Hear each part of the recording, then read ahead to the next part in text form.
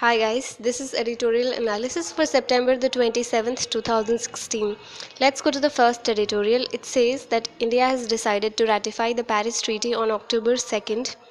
The author says that we did so despite the fact that we could not get into the NSG, Nuclear Suppliers Group.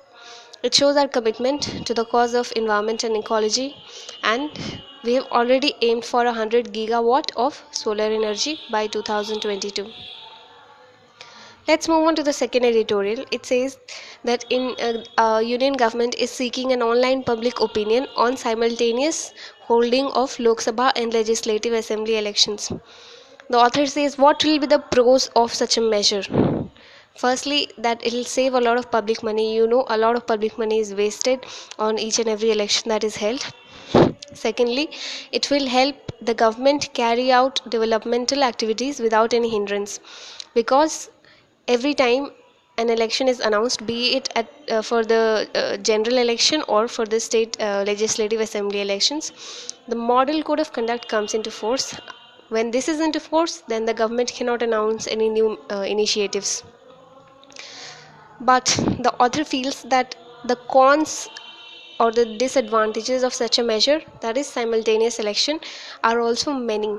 Firstly, it privileges monetary concerns over democratic principles.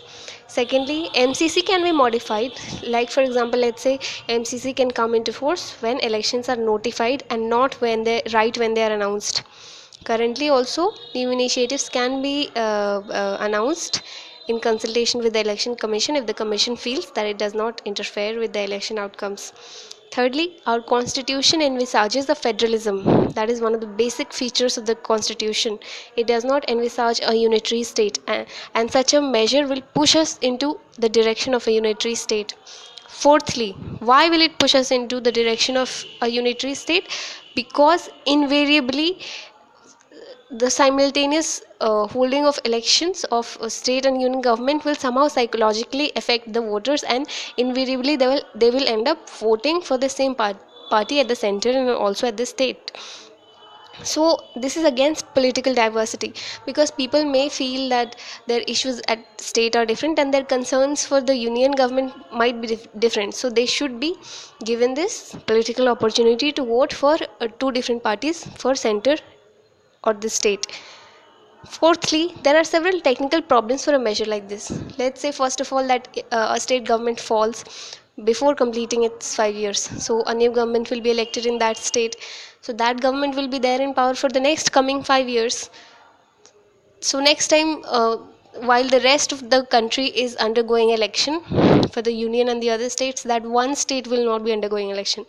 So, there's several technical problems like this. So that is something on simultaneous holding of elections. Recently, Modi talked about it in one of his TV interviews.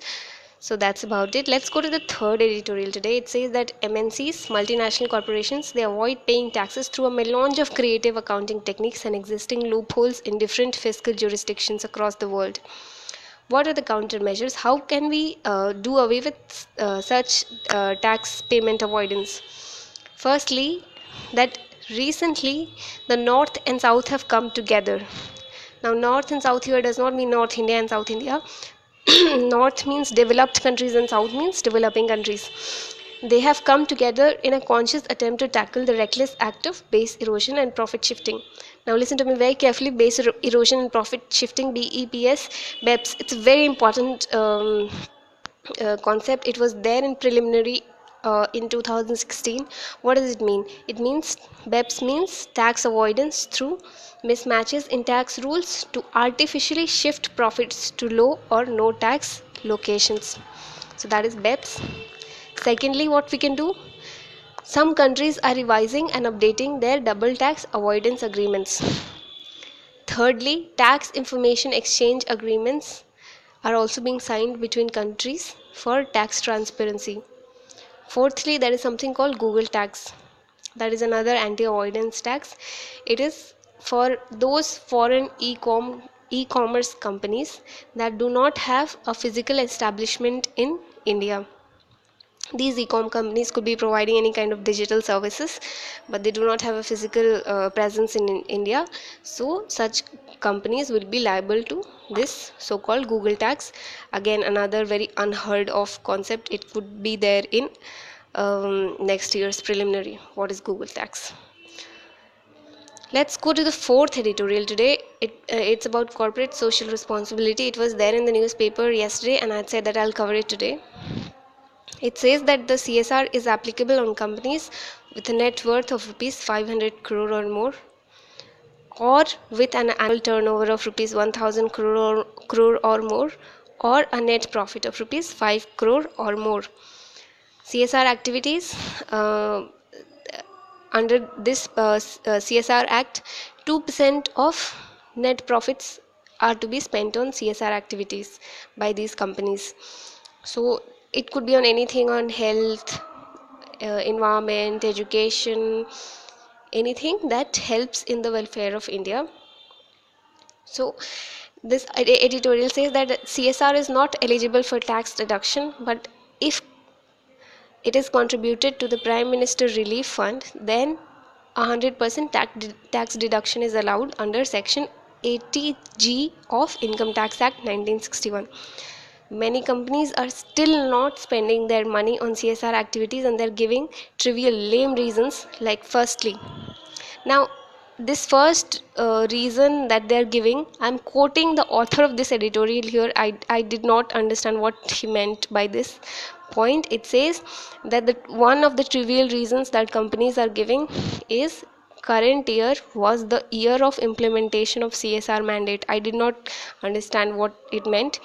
Secondly, the trivial reason that companies are giving is adoption of long-term social projects. So companies could say that the social project that we have taken up, it's a long-term project, so we don't need to spend all the money in this fiscal year right now because it will take time, so we'll be spending on it later. And thirdly, they are giving away reasons like difficulty in finding and implementing agency for their CSR money. So what could we do to tackle such a problem? First of all, we could say that use NGOs. There is a vast network of NGOs all over the country in India. So you give your money to them, and they'll spend it in whichever field they're working, be it health or be it education. Secondly, if you don't know how to spend it, then give it to Prime Minister Relief Fund. It'll also give you tax deduction if not anything. And thirdly, companies with negative externalities should not be allowed to get away by writing just a check. Now, what is a negative externality? It has been explained very, very well in the NCERT book on macroeconomics of class 11th. I think it's red in color. What is meant by negative externality? So let's say there is an industry, and legally it pays all its taxes, and it's a very good industry. Legally it's a good boy, and it spends also its money on CSR activities and all everything. But let's say it also releases its toxic effluents in a nearby pond. So that is something that is negative externality. It means a negative impact that it causes on environment, but is not held directly responsible for, and it's not made to pay for it. So that is something called what a negative externality is. So that's it for today. These are the editorials for September the 27th 2016. Thank you.